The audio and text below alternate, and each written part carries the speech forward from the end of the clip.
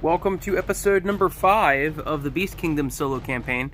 And if you'll recall last time, we actually kidnapped this drunk Brayherd shaman, and he is on the enemy side, but lo and behold, actually Sif, the praying mantis, knows him from previous years. So he actually used to be part of Beast Kingdom's group that she was part of, and they kind of hit it off. He is definitely not a fighter, so he is now in their captivity, and there's really nothing he can do about it, so he decides to help them.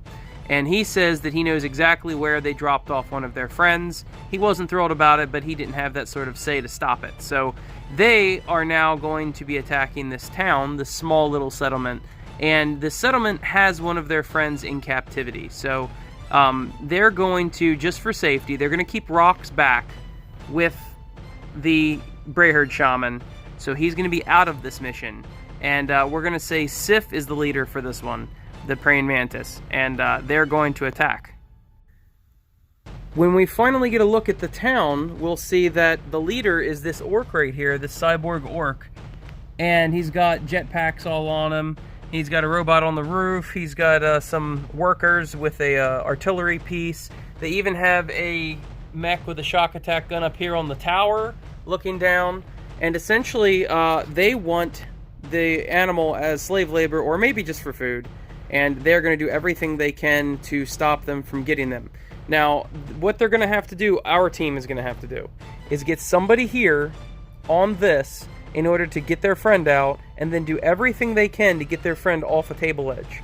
Now, obviously, the only table edges they could possibly go off of is this one, or that one over there. But the back one is not going to count, obviously. So this is not going to be an easy task at all, but that's what they're going to try to do. To make things more complicated, this guy over here is not actually a normal model as part of their team. What he's going to do is he is going to choose one of our characters each turn, and we're going to choose it at random. He does not need line of sight. And he's going to choose one of our people that's on the board, and he is going to shoot at them, and it's going to be devastating. So hopefully, the thing is that we're going to have to move our person at least 6 inches from where they were each turn, or he's going to hit them automatically. So we are going to have to make sure we keep running. So at the beginning of each turn, we're going to find out which person he's targeting out of the 5, and then make sure they move at least 6 inches out of the way, because he's trying to get his bearings on them. And there's no killing him. He's basically a realm effect, basically. And let's get this first turn going. Alright, on turn 1, we decided, via dice roll, that Steven Seagull is going to be the one that is targeted. So I put this weird little token right there. It kind of looks like a blinded token. It's a prototype blind token from a long time ago. So this is not what the regular blind token looks like. So that is how we remember that Steven has to move at least 6 inches this turn, or he's going to be hit with the blast. So they won the roll-off on turn 1. The leader decided to move and run, land here, and use their free action, their command token this turn, to shoot at Mermac.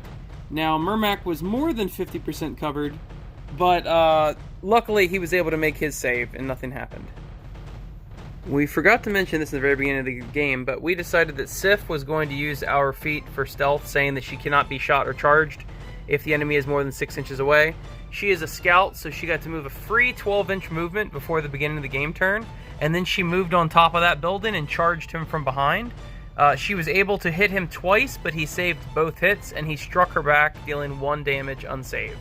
Luckily, though, for her, nobody else except for him can shoot her this turn, so we'll see how that turns out for us. The next unit to activate was the rocket battery. They aimed at Steven because they are a hunter, and if they aim, they can just ignore line of sight. And luckily they missed both shots against Steven. I don't know what that dice is doing there. But Steven was able to dodge both shots, which is fantastic. Then Tuska moved up her sizable 10-inch movement, and then ran as a free action because Sif is still alive over there. And she made sure to never be within 4 inches of this guy, because this big guy is actually upgraded to a sentry. This entire list of enemies are all ranged. So he's a sentry and she's a sentry. She got behind his rear arc, and she wounded him twice. He didn't save either one of them. and she did double lacerations on him. So he had an 8-inch movement, and she just did -4 to it total, which is awesome.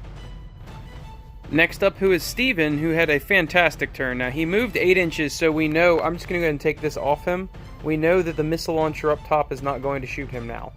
So, he actually got double aura, critical aura, so he put 1 on Tuska. He can see her right through that wall. He got double aura on Tuska. He got time slip on himself. He got double curse on this big monster here, so he's giving him -1 save and -2... I'm sorry... -4 fight skill is what he's giving him, temporarily. So he's only a fight skill of 4 and a movement of 4 now. And he also put a line of sight blocking barrier of water right here. So in retaliation for that, because the Necron up there could not see him, he's a marksman, he could not see through that barrier, he moved to be just within 6 inches of Sif, shot her, dealing 1 unsaved wound, and blinded her, wasting her next turn. So that is... It's getting to be pretty rough for old Sif. We still have Tricky to drop in at some point. I'm trying to decide when the best time to do that would be. Murmak was the next one to activate. We have spent our 2nd feat now for our faction trait. And we were able to climb up here. He's got a 10-inch movement, and then add 6 inches to it to make sure we avoided the 4-inch sentry ability of the big monster. Charged him from behind, and he's a fighter, so he was actually able to kill this leader before he was able to strike back, which was fantastic. So we neutered him, and we killed him. Unfortunately, being that he had a clear line of sight, and Sif is missing her next turn anyway, this heavy-ranged guy got +4 to his shots, hitting on 2 ups to hit Murmak in the rear arc here, does 2 unsaved wounds, and 2 confusions to our buddy Murmak. So Murmak got two victory points for killing the leader, but that may cost him his life. Our final activation this turn is old Tricky Fox. He was able to get in here just outside of 4 inches from this this hunter, but unfortunately he rolled a natural 1 for his charge in the rear arc. He even has lightning fast, so it's +2, but he's 4 inches away. A 1 + 2 is only 3, so he fails his charge, but he's there. This is the beginning of his 2nd turn now, and we rolled for Murmak to be the random person that this guy is after. So, hopefully he either breaks his confusion or he at least moves 6 inches. Turn 2 started out rough for our team. The rocket battery aimed. It does not need line of sight because it's a hunter. It shot Steven, and he failed both saves, but luckily he had a time slip on, so he forced 1 to pass. And it broke any amount of armor that he may have under those robes, so now he has a save of 1, and he's down a hit point. So that was not good. But what was good is that our friend Tricky was able to move over to that door and snag the objective, which is a very injured Panthro. And he attempted to use their command token, because Sif is still alive for the time being, and he attempted to run, and he rolled a 10, which is fantastic. But by the time he got to the house, he needed to make a dex check, and he failed the dex check despite a dex of 8. So now his job is to get Panthro off one of these table edges that is not the one shown right here. So we're working, we're doing good, I think. Next up to activate is the heavy ranged. He tried to get in the rear arc of Tricky and succeeded, but was unable to hit him either time, which was fantastic because he had +4 to his roll. He wasn't quite high enough to get rerolls, but he's trying to kill Tricky. In the meantime, Steven comes around here, and he gives a time slip to Murmak so that hopefully he can pass one of those. He gets a critical off on the aura again, gives himself and Tuska another aura, and he's able to curse the hunter's save by -1 and produce a line of sight blocking barrier against these two for old Tricky. Murmak was able to pass one of his willpower checks for confusion and use the time slip for the other one. So then he moves over and charges the hunter, dealing 1 unsaved wound and agony. Unfortunately, Murmak has 4 attacks on the charge now because he's been upgraded, and they were able to save all of them but 1. They struck back and killed poor Murmak, scoring them a victory point, but luckily they're on agony, which will ruin their next turn, hopefully. And then the robot marksman, he moved and ran down here behind the barrier because he knows that Tricky will probably be going this way, so he wants to try and stop them. In the meantime, Sif was blinded, so she moved all the way over here 12 inches. She's got a long movement. And Tuska moves up and shoots twice at the hunter and misses both shots, believe it or not. At the beginning of turn 3, we decided that Steven was being targeted again by the massive thing that has yet to shoot this game. And they won the roll-off. Currently, we are winning 2-1, and they won the roll-off, so they moved their marksman around this barrier and shot at poor Tricky, but Tricky's dexterity is 8. It's maxed out. So luckily, without being able to use a command token to aim or something like that, the Necron was not able to do anything to him. So Tricky immediately dodged that bullet, passed his dexterity check this time, and moved and ran a total of 16 inches. It took him 10 inches to get just around that building. And he made it to right here, pulling a very injured Panthro with him. So we've got one more turn to make it off this board, and I think we can as long as Tricky survives. So we'll see what we can do with that. And that's it. Ooh, things are going a little south. We had this guy get so that he could see Tricky past that barrier that was down, and he was able to miss both of his shots against Tricky's high dexterity, which was lucky. Then we had Steven come around here and try to provide some barrier for old Tricky. By the way, those 2 flame tokens we rolled on the solo chart, and some little creature bit him, giving him 2 burn tokens. So that was that. But he successfully cursed the save on that rocket battery. He successfully gave... Oh, this R is not here anymore. He successfully gave R to Tricky, and he gave Tricky a time slip. And he was unsuccessful in putting up the barrier. So I could have removed a hit point from him in order to make it go off, but I didn't really want him to die. So, you know, at that time, Tricky was at full health, so that's fine. The hunter, the rocket battery, immediately passed its willpower and fired 2 shots at Tricky, hitting him both times. He failed both of them, and luckily we had a time slip on him, so we saved one. We forced one to be saved, so 1 damage goes through unsaved, and then he rolled a 10 on the crushing chart, which is an extra wound. So now Tricky is down to 1 hit point, and this is going to be the turn to figure out exactly if we're going to win or not, saving Panthro. Poor Sif has not had a good turn, that's for sure. She got blinded over there and barely did anything. She runs over here, still blinded, takes the blinded off, charges the rear arc of this Necron here, and only manages to do 1 unsaved wound to him, disarming him for the time being. And he removes the final hit point from her, killing her. So now the score is 2-2. Tuska hops off this rock, gets the rear arc on the Necron, and shoots him twice. He saves one of them, and she's able to do a... actually, she didn't do... she rolled a 1 on the wound chart, but she was able to do another damage to him anyway. So that is the way the end of turn 3 goes, 2-2. Now, this roll-off is going to matter a lot. No, actually, there is no roll-off. We've only killed 1 of theirs, and they've killed 2 of ours. We will automatically go. So I think it's going to come down to a roll-off for Tricky's run. Alright, we activated Tricky first. We're going to need a run of 3 in order to get to this edge. So I just wanted to roll this off. A 10. So he definitely makes it off and saves their friend Panthro, makes it off the edge. You know what I just realized? He's got lightning fast anyway.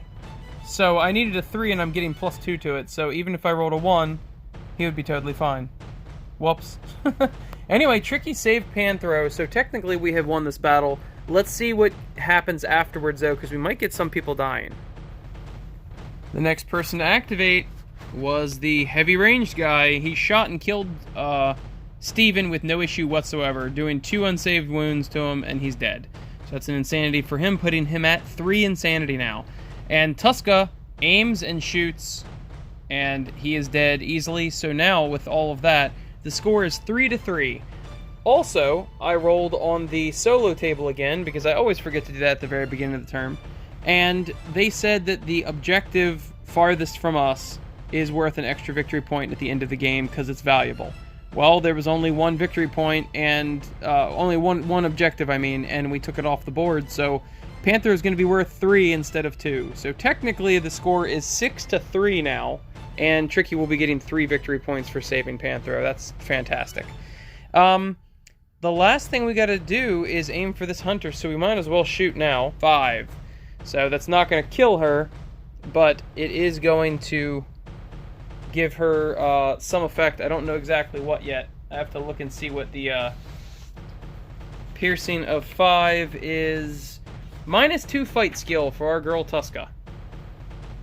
And that is the end of the turn. So poor Tuska gets a permanent -2 fight skill until she rests again, but that is it. We won the game.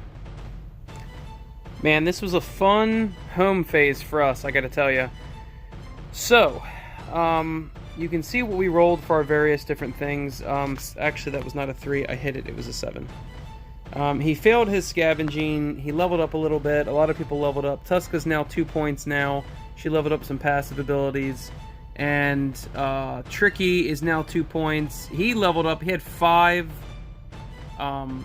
experience points from this mission. And then he learned Quick Learning. And on a 6-up, he got another one and rolled a 9. So the cool thing is that we ended up with, I decided to, who was it with connections? Tuska made her connections roll, and we were able to get a merchant in here. So I chose a merchant from the Bestiary and Gauntlet mode. We chose the Trinket guy, and we wanted the Hurricane Glove real bad. So we decided, well, we had like, I don't know, 6 gold or something, and it cost 10. So we ended up selling not the Binor lens. Actually, yes, we did. I didn't erase it. Hold on. We ended up selling the Binor lens, unfortunately, but Tricky was able to get us an extra gold than normal for it, which was nice. And we sold something else that Rox had. Rox had some artifact that really didn't help anybody. It was for ranged, and Tuska already had a ranged item at the time. And Tricky was able to negotiate and get a higher price for that as well. So then we decided to buy the Hurricane Glove, and unfortunately Steven was not allowed to get, he did not successfully get a -1 to the sales price. But the Hurricane Glove is pretty cool. We threw it on Murmac, and it's a free action in each combat phase, and he picks a visible point on the field within 12 inches of him, and all models, friend and foe, within 4 inches take a crushing wound chart roll with no saves. That's pretty cool. So thanks for watching, and we will catch you next week. We have had a ton of rain here, and it was too loud on the roof to actually record. That's why we've been a little delayed for that. But thanks so much for watching, and we will catch you hopefully next week.